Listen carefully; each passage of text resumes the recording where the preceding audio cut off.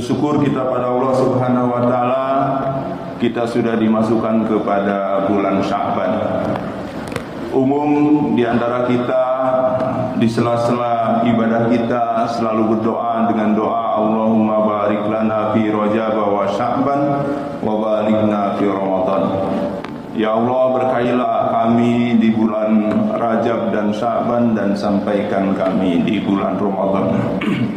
Hadirin yang dimuliakan Allah Subhanahu wa taala, ada banyak keberkahan yang terjadi pada bulan Rajab, Sya'ban dan Ramadan. Saya pada kesempatan ini ingin mengangkat keberkahan yang dilimpahkan oleh Allah Subhanahu wa taala kepada Rasul sallallahu alaihi wasallam. Ketika Rasul sallallahu alaihi wasallam membangun sebuah masyarakat, yakni masyarakat Madinah. Apa yang terjadi di bulan Rajab, Sya'ban dan Ramadan, yang itu di dalam surat Al-Baqarah Allah ungkapkan. Hadirin yang muliakan Allah Subhanahu wa taala, dalam situasi gundah Rasul sallallahu alaihi wasallam setelah 16 atau 17 bulan dalam sebuah riwayat, situasinya agak gundah di Madinah. Beliau pada saat itu dalam situasi gundah Allah hibur dengan turunnya surat Al-Baqarah ayat 143. A'udzu billahi minasyaitonir rajim. Wa kadzalika ja'alnakum ummatan wasata litakunu syuhada'a 'alan nas wa yakuna rasulu 'alaikum syahida. Dan demikianlah kami telah menjadikan kamu umat Islam sebagai umat pertengahan, agar kamu menjadi saksi atas perbuatan manusia dan agar Rasul Muhammad menjadi saksi atas perbuatan kalian. Dalam situasi gundah, Allah kemudian naikkan posisi umat Islam yang saat itu masih berjumlah 10 ribu. Di tengah dunia masih saat itu 200 juta. Allah pilih umat Muhammad sebagai ummatan wasatah, umat model, umat contoh, untuk menjadi kontrol bagi manusia. Padahal pada saat itu Rasul sallallahu alaihi wasallam baru diberikan 2 syariah. Syariah yang pertama adalah syariah salat. Dan salat pada saat itu pun menghadap Baitul Maqdis, menghadap Yerusalem, yang pada saat Rasulullah sallallahu alaihi wasallam salat menghadap Baitul Maqdis, Baitul Maqdis saat itu menjadi tempat sampah. Karena kebencian yang dilakukan oleh pemerintah Romawi yang Nasrani terhadap orang-orang Yahudi, bekas Haikal Sulaiman dijadikan tempat pembuangan sampah. Demikian juga orang-orang Nasrani pun kalau berdoa menghadap Yerusalem. Rasul sallallahu alaihi wasallam ketika perintah salat itu tiba, disuruh juga menghadap Yerusalem. Syariat yang kedua adalah syariat puasa. Allah berfirman di dalam surat Al-Baqarah ayat 183, ya ayyuhalladzina amanu kutiba alaikumus syiyam kama kutiba alal ladzina min qablikum la'allakum tattaqun. Hai orang-orang yang beriman, telah diwajibkan kepada kalian berpuasa seperti halnya telah diwajibkan kepada umat-umat dahulu. Beberapa riwayat menyatakan bahwa Rasul sallallahu alaihi wasallam melaksanakan saum dengan seperti halnya ahli kitab. Ada saum 10 Muharram atau saum Ayyamul Bid. Hanya bedanya mulai start saum setelah Isya dan bukanya adalah Maghrib. Hadirin yang dimuliakan Allah Subhanahu wa taala, ayat ini kemudian turun. Dan tentunya Rasul sallallahu alaihi wasallam ketika membangun Madinah berharap orang-orang Yahudi bisa mendukung keberadaan beliau. Tapi yang terjadi adalah semakin menjauh. Allah Subhanahu wa taala kemudian menghibur Rasul dengan turunnya ayat ini, dan langsung setelah ayat ini turun muncullah ayat yang selanjutnya, surat Al-Baqarah ayat 144. Qad nara taqalluba wajhika fis sama' falanwalliyannaka qiblatan tardaha fawalli wajhaka syatral masjidil haram wa haitsuma kuntum fawallu wujuhakum syatrah. Pada pertengahan bulan Rajab tahun kedua Hijriah,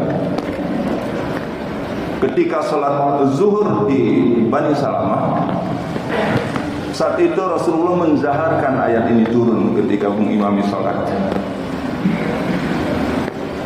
Sontak Rasulullah yang tadinya menghadap utara Yerusalem, Rasulullah berbalik menghadap Ka'bah ke selatan. Para sahabat tiba-tiba juga berputar menjadi di belakang Rasul. Ya. Ada peristiwa penting saat itu adalah perpindahan kiblat pada saat salat zuhur.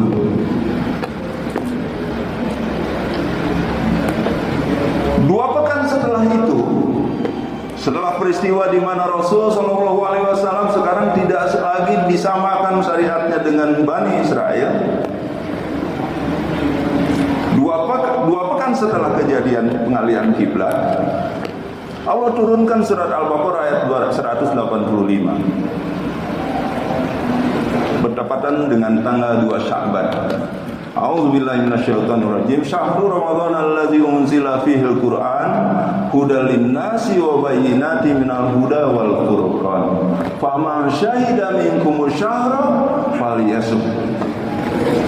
Bulan Ramadan, bulan yang diturunkan Al-Quran, hudal linnasi wa bayyinatin minal huda wal furqan, sebagai petunjuk dan juga sebagai furqan untuk manusia.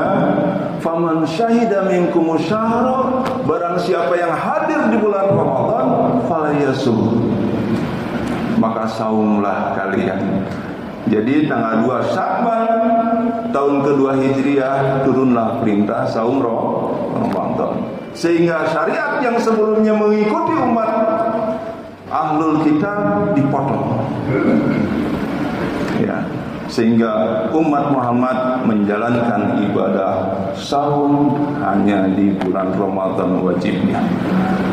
Yang bisa kita bayangkan hadirin yang dimuliakan Allah Subhanahu wa taala, betapa ketika Allah Subhanahu wa taala menyematkan kepada komunitas baru umat Islam yang masih minoritas di dunia saat itu,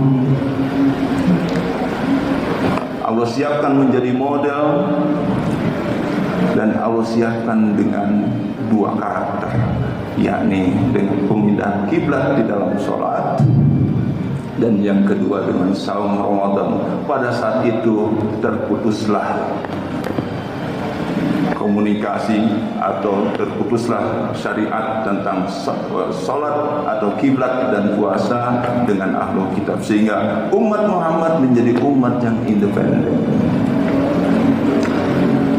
Salat dan puasa dijadikan sebagai elemen penting di dalam membangun masyarakat baru, masyarakat modern.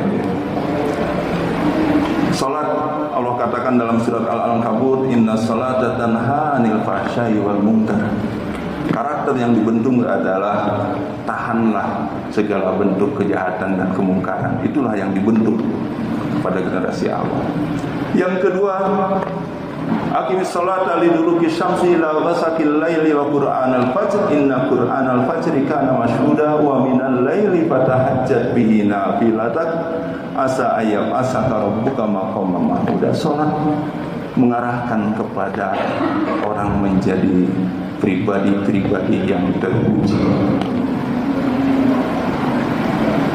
Karakter yang diharapkan dari puasa, ya ayyuhalladzina amanu kutiba alaikumus syiyam kama kutiba alal ladzina min qablikum la'allakum tattaqun. Masyarakat muslim saat itu dibentuk agar bertakwa, dan Rasul SAW tanggal 28 Sya'ban, 29 Sya'ban, besoknya puasa Ramadan saat itu, kemudian berkhutbah dan khutbah yang panjang, dan ada satu inti dari khutbah itu beliau bersabda, as-saumu junnah.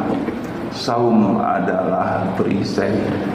Saum adalah tameng dari berbagai kejahatan sifat buruk, dari berbagai kesulitan dalam membangun jiwa. Mudah-mudahan kita bisa meningkatkan kualitas sholat kita, dan kita akan memasuki bulan Ramadan. Tentunya mudah-mudahan bulan Ramadan yang akan hadir sebentar lagi menjadi junnah buat kita sekalian, menjadi perisai bagi kita. Sebagaimana Allah ungkapkan tadi di dalam peristiwa pengalihan kiblat, Allah katakan, wahai summa kuntum fawallu wujuhakum syatrah. Dan di mana saja engkau berada, hadapkanlah wajahmu ke arah itu. Selain perintah salat di dalam menghadap kiblat, hendaklah kita memahami esensi menghadap kiblat itu. Apa esensi dari menghadap kiblat? Ketika kita mau salat, dan salat itu dikatakan mulai salat argonya nol mulai, yakni ketika kita mengucapkan Allahu Akbar atau takbiratul ihram. Artinya apa? Artinya kita senantiasa menjadikan Allah yang maha besar, Allah yang paling segala-galanya. Ketika umat Muhammad awal yang dulu dibangun oleh Rasul Sallallahu Alaihi Wasallam menjadikan kiblat ini benar-benar menjadi sebuah spirit untuk menjadi umat terbaik, maka beliau mempersiapkan, memahami betapa Allah itu besar. Walaupun saat itu Romawi besar, walaupun saat itu Persia besar, tapi Allahu Akbar, Allah yang maha besar. Mungkin apabila kita sedikit merefleksi pada situasi kita saat ini, ya, boleh jadi kita sedang termenung, merenung dan prihatin. Apakah umat Islam yang ada saat kita hidup saat ini sebagaimana yang Allah ungkapkan, wa kadzalika ja'alnakum ummatan wasata, umat model. Sebagai contoh yang paling sederhana saja adalah ketika dunia saat ini sedang dikenai wabah corona, kepada siapa manusia mencari pertolongan? Kepada siapa manusia mencari solusi untuk menghadapi corona ini? Jawabannya hampir seluruh negara mengatakan perlunya vaksinasi. Dan ternyata vaksin dunia sudah diproduksi sesuai dengan jumlah umat manusia saat ini 7,5 miliar, yang sudah diproduksi ada 6,5 miliar. Siapa yang memproduksi itu? Adakah itu dari umat Islam? 40% diproduksi oleh AstraZeneca dari Oxford, Inggris. 40% diproduksi oleh Amerika melalui Novavax, Pfizer dan Moderna. 20% diproduksi oleh Rusia dengan Sputnik, dan China Sinovac dan Sinovac. Hadirin yang dimuliakan Allah Subhanahu wa ta'ala, ketika dunia menghadapi goncangan, yang dicari pertolongannya bukan umat Islam saat ini. Itu dari sisi kesehatan. Apalagi masuk kita di era teknologi. Sekarang yang menjadi idaman manusia orang-orang adalah Elon Musk. Manusia dengan follower 48 juta, dengan visi luar biasa, kemanapun penerbangan yang akan datang, di titik manapun di dunia ini hanya cukup 1,5 jam. Karena dia sudah menyiapkan roket yang sudah bisa diuji coba. Kiblatnya kemana? Ke sana. Lalu apakah kita perlu inferior? Apakah kita perlu menjadi semakin merasa kecil? Inilah yang dilarang oleh Allah Subhanahu wa ta'ala. Wala tahinu wala tahzanu wa antum a'launa in kuntum mu'minin. Ketika kita semakin inferior, semakin merasa kecil, maka Allah tidak akan menolong kita. Bagaimana jawabannya? Di ayat surat Al-Imran ayat 138, sebelum wala tahinu wala tahzanu wa antumul a'launa in kuntum. Ini Allah ungkapkan hadza bayanul linnas wa huda wa mau'izatul lil muttaqin. Allah katakan, inilah Al-Qur'an, keterangan untuk manusia, tapi untuk orang-orang yang bertakwa dia adalah mau'izah dan jadi petunjuk.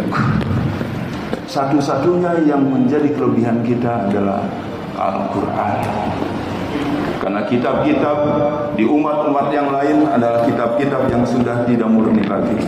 Oleh karenanya ketika kita memasuki bulan Ramadan, sebagaimana Allah ungkapkan di bulan Sya'ban tanggal 2, tadi saya sebutkan ayatnya, syahrul Ramadan allazi unzila fihil Qur'an hudal linnasi wa bayyinatin minal huda wal furqan. Faman syahida minkum syahra falyasum. Menjelang bulan Ramadan, marilah kita berinteraksi lagi dengan Al-Quranul Karim, lebih intensif lagi, apakah itu tadarus, apakah itu tafsir, apakah itu tadabbur dan lain-lainnya. Semoga Allah Subhanahu wa taala membimbing kita, menjadikan kita menjadi umat yang bangkit dan umat yang terbaik.